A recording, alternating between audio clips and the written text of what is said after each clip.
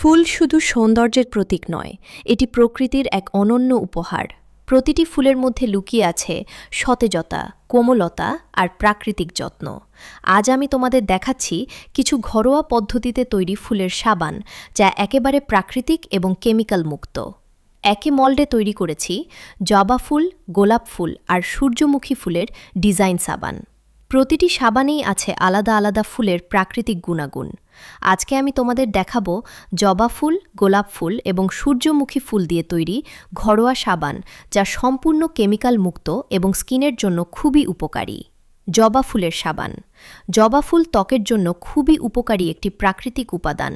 এটি ত্বককে টান টান রাখতে সাহায্য করে, রক্ত সঞ্চালন ভালো করে এবং ত্বকে আনে প্রাকৃতিক উজ্জ্বলতা। নিয়মিত ব্যবহার করলে ত্বক আরও ফ্রেশ ও স্বাস্থ্যকর দেখায়। এরপর আছে গোলাপ ফুলের সাবান। গোলাপ ফুলের মিষ্টি ঘ্রাণ যেমন মনকে শান্ত করে, তেমনি এটি ত্বককে কোমল, মসৃণ এবং হাইড্রেটেড রাখতে সাহায্য করে। বিশেষ করে সেনসিটিভ স্কিনের জন্য গোলাপ ফুল খুবই ভালো একটি প্রাকৃতিক উপাদান। আরেকটি হল সূর্যমুখী ফুলের সাবান। সূর্যমুখী ফুলে আছে ভিটামিন ই এবং প্রাকৃতিক অ্যান্টিঅক্সিডেন্ট, যা ত্বককে ময়েশ্চারাইজ করে, রোদে ক্ষতিগ্রস্ত ত্বককে পুনরুদ্ধার করতে সাহায্য করে এবং ত্বকের শুষ্কতা দূর করে।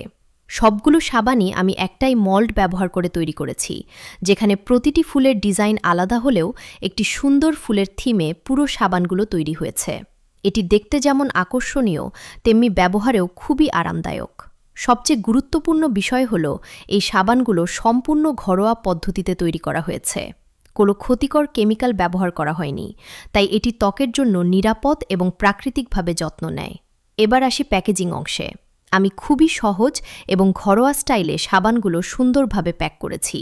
প্রতিটি সাবান আলাদা করে মোড়ানো হয়েছে, যাতে তার সৌন্দর্য ও গুণাগুণ ঠিক থাকে। এটাই আমার ছোট্ট হোমমেড ফুলের সাবান কালেকশন। প্রকৃতির ভালোবাসা দিয়ে তৈরি, যত্ন আর সৌন্দর্যের এক মিলন। যদি তোমাদের ভালো লাগে তাহলে অবশ্যই জানাবে এবং সাবস্ক্রাইব করে পাশে থাকবে। আর যদি ফেসবুক থেকে দেখো, লাইক, শেয়ার, ফলো দিবে। অর্ডার করতে চাইলে যোগাযোগ করতে পারো। এত সুন্দর সাবানগুলোর মধ্যে তোমার কোনটা পছন্দ হয়েছে? জবা, গোলাপ নাকি সূর্যমুখী?